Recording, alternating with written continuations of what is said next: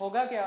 मान लीजिए कि S1 में क्या है, S1 में मेरे पास 1 और 2 ये वाले एलिमेंट है, और इसमें भी तो क्या होंगे, 1 एंड 2 होंगे। तो क्या ये प्रॉपर सबसेट है इसका? नहीं है ना। तो ये वाले कोई भी ऑर्डर्ड पेयर क्या नहीं करेगा, ये सेटिस्फाई नहीं करेगा। अगर अगर ऐसा सेटिस्फाई नहीं करेगा तो वो क्या होगा, इरिफ्लेक्सिव होगा, बिकॉज डायगोनल का केस नहीं आएगा। Got it?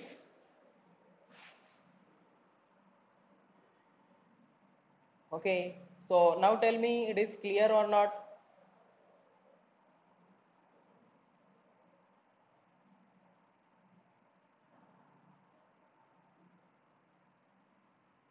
Okay, clear from Anu, Poonam. Okay, I think बाकी को भी क्लियर हो गया होगा। यस, ठीक है। What about last statement?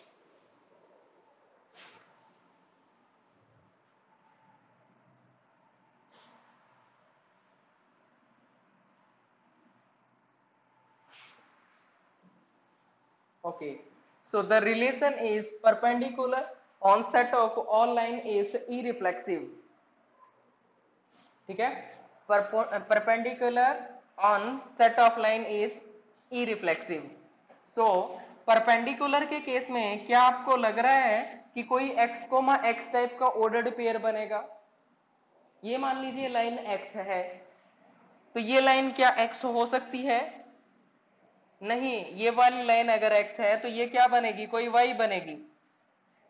ठीक है ना, क्योंकि पैरेलल में अगर होती फिर तो मैं बोल देता कि ये लाइन क्या है, x है, तो दूसरी लाइन भी क्या होगी, x होगी। पर परपेंडिकुलर के केस में तो क्या होगी, वो एक दूसरे के 90 डिग्री पे होगा ना। तो इसका मतलब x कोमा x यहाँ पे भी पॉसिबल है क्या? x कोमा x का केस पॉसिबल है क्या? नहीं है।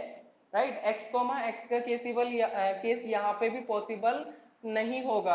और x कोमा x अगर पॉसिबल नहीं है तो क्या कहेंगे, डायगोनल एलिमेंट नहीं आएंगे, है ना।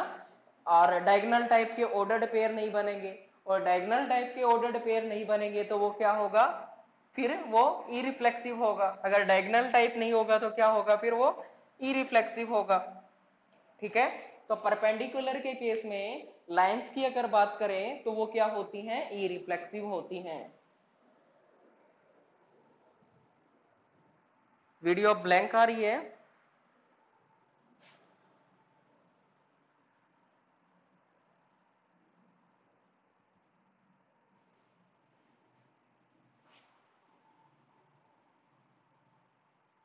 Okay, let me check it out.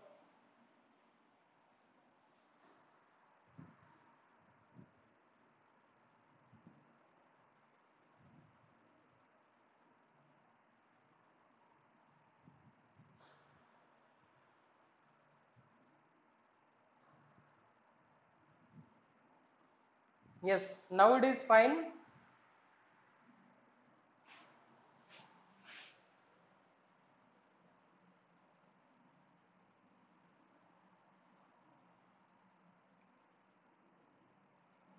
Just a minute, मेरे वाले में स्टक हो रखा है।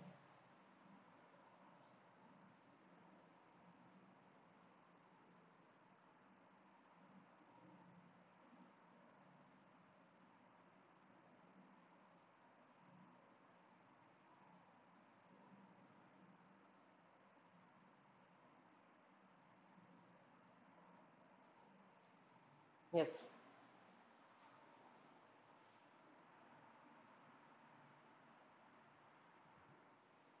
Yes, now check it out. Okay, आपकी स्क्रीन गायब नहीं हुई। अच्छा, मैंने एक दिन बोला था ना कि इसको क्या कर लिया करो, पिन कर लिया करो। मेरे वाली स्क्रीन को पिन अगर कर लोगे ना तो कोई जैसे मेरे से माइक से बात भी कर रहा है तो उस केस में कोई प्रॉब्लम नहीं आएगी, फिर वो स्क्रीन मेरे वाली ही दिखती रहेगी। तो सारे के सारे क्या कर लिया करो, उसको पिन कर दिया करो, मेरे वाले वीडियो को, मेरे वाली स्क्रीन को कह सकते हैं। ठीक है, तो बताना जरा, ये परपेंडिकुलर का केस लाइन के केस में समझ आया क्या, या रिपीट करना है?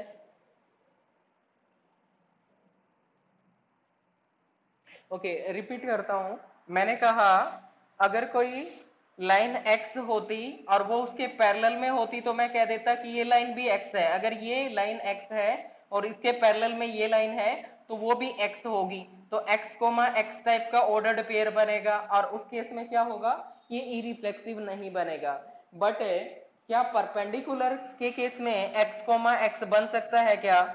अगर कोई लाइन ये वाली मैं बोलता हूं कि ये x है, तो क्या मैं इस लाइन को भी x बोल सकता हूं क्या? नहीं, because it is not the parallel line. अगर ये लाइन पैरेलल नहीं है तो क्या नहीं होगी, ये x नहीं हो सकती। इसका मतलब कुछ और होगी। कुछ और का मतलब मैंने y बोल दिया। इसका मतलब क्या हुआ कि यहाँ पे ये x है तो ये y होगा, है ना। तो यहाँ पे ये 1 1 मान लीजिए, मैंने मान लिया, तो ये x है तो ये x होगा। ये वाला केस पॉसिबल नहीं होगा, कोई y होना चाहिए मेरे पास, ठीक है ना। क्योंकि परपेंडिकुलर में क्या नहीं ले सकता, एक वैल्यू 1 है तो दूसरी लाइन को मैं 1 नहीं ले सकता, वो कुछ और होगी, 2 या समथिंग, ठीक है। मैं जस्ट ऐसे ही कांस्टेंट लेके बता रहा हूँ। तो कहने का मतलब ये है कि अगर पैरेलल तो होती तो मैं कह देता कि x कोमा x टाइप का ऑर्डर्ड पेयर यहाँ पे बन जाएगा, लेकिन ये पैरेलल नहीं परपेंडिकुलर है। परपेंडिकुलर का मतलब यहाँ पे ये एक दूसरे के 90 डिग्री पे है। इसका मतलब क्या होंगी, ये पैरेलल तो हो नहीं सकती। पैरेलल नहीं होंगी तो ऑब्वियसली क्या होगी, डायगोनल टाइप का या फिर x कोमा x टाइप का कोई ऑर्डर्ड पेयर नहीं बनेगा यहाँ पे लाइंस का। तो क्या कह सकते हैं, इरिफ्लेक्सिव केसेस होगा फिर इस केस में, ठीक है। तो ये वाला क्या रहेगा, ट्रू रहेगा। The relation on perpendicular on set of line is irreflexive. Yes, got it or not?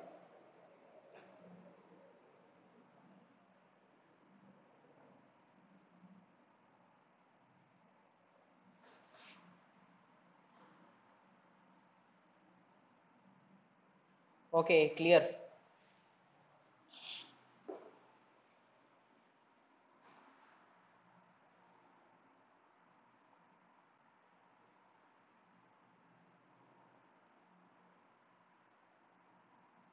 Okay, let us see the one more example. After that, we will finish the class.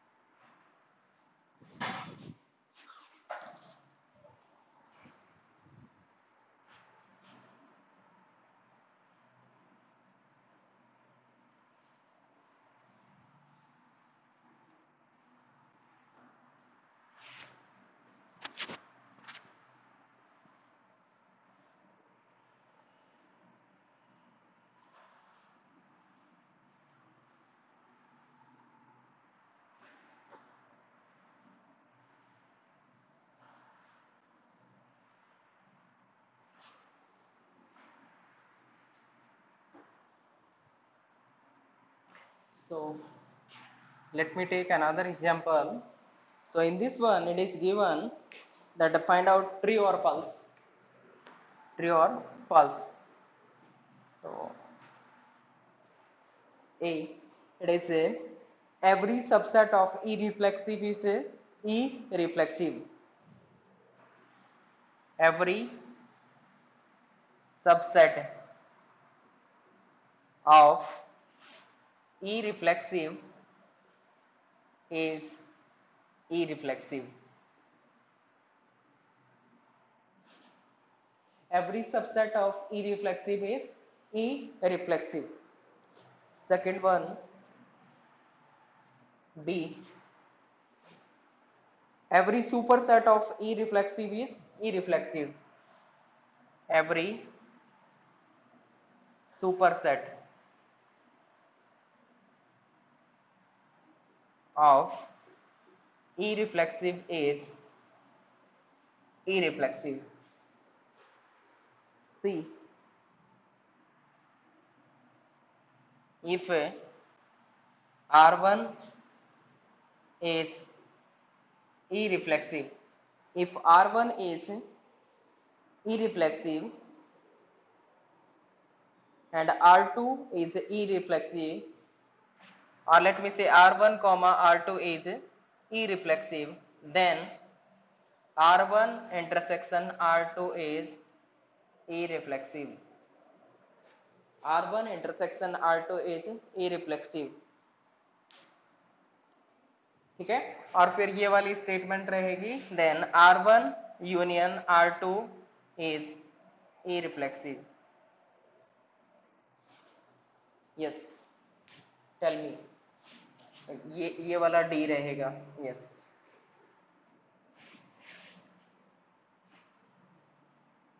So what about option number A?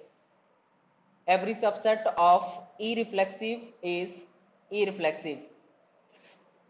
Okay, A is true. Let me write down. What about B? B is false. B is false. Okay, what about C? C is true. Okay, and what about D? D also true. Let me check. So first one, what it is saying that every subset of E reflexive relation is E reflexive. Every subset. Okay, मान लीजिए कि वही example ले लेते हैं. Set A equal to 1,2 and A cross A equal to 1 1 2 2 1 2 and 2 1.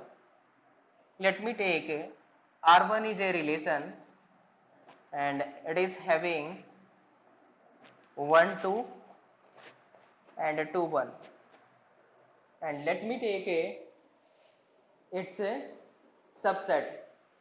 So subset of this one can be this one empty set, or this one can be 1 2, और this one can be 2 1, है ना. ये वाले subset बन सकते हैं ना. So empty वाला केस क्या होगा? Definitely it is E reflexive. What about this one 1 2? It is also E reflexive. 2 1, it is also E reflexive. इसका मतलब उसका सबसेट क्या होगा? अगर वो सेट क्या है? E reflexive है, तो डेफिनेटली उसका सबसेट भी क्या होगा? E reflexive होगा. That's why this one is what? True. So first one is true. What about second one? B. Every superset of E reflexive is also E reflexive. Let me take. This relation is what? E reflexive type.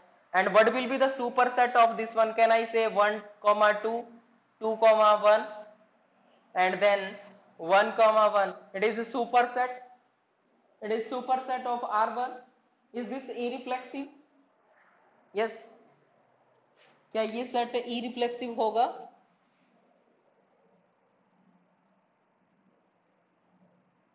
नहीं होगा ना. हाँ, तो इसका मतलब हमें एक counter example मिल गया कि ये वाला सेट क्या था? ई रिफ्लेक्सिव टाइप था, बट उसका सुपर सेट क्या नहीं है?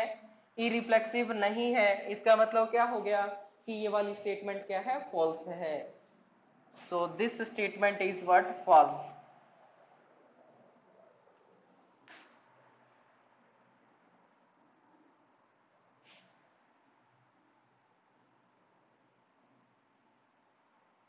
What about this one? C. R1 is a reflexive, R2 is also reflexive, then its intersection also irreflexive. So R1 क्या है? मान लीजिए कि ये कोई रिलेशन हो गया. लेट मी से R2. ठीक है, R1 ई रिफ्लेक्सिव है, R2 भी क्या है? It is also E reflexive. और R1 इंटरसेक्शन R2 करेंगे तो वो क्या हो जाएगा? Common part, common area is this one. So we can say it is 1, 2. This is also E reflexive. तो क्या कह सकते हैं फाइनली? अगर ये ई रिफ्लेक्सिव होगा और ये भी ई रिफ्लेक्सिव होगा तो कॉमन एरिया भी क्या होगा उसका? That will be E reflexive.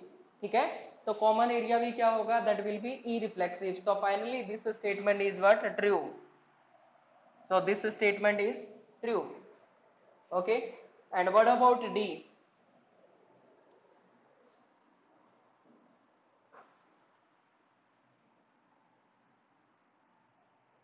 D के केस में ये होगा ना, R1 क्या कह रहा है, ई रिफ्लेक्सिव है, और R2 भी क्या है, ई रिफ्लेक्सिव है। तो इन दोनों का यूनियन कर दिया जाए तो वो क्या होगा, that is also E reflexive. Why? Because R1 अगर ई रिफ्लेक्सिव है तो यहाँ पे नॉन डायगोनल एलिमेंट होंगे और यहाँ पे भी नॉन डायगोनल एलिमेंट होंगे, तो यूनियन में भी तो क्या होगा, नॉन डायगोनल एलिमेंट होंगे ना, और नॉन डायगोनल अगर होगा तो क्या होगा, that will be E reflexive. तो इसका मतलब ये भी क्या रहेगा, finally true. So D is also true. Yes, so it is clear or not?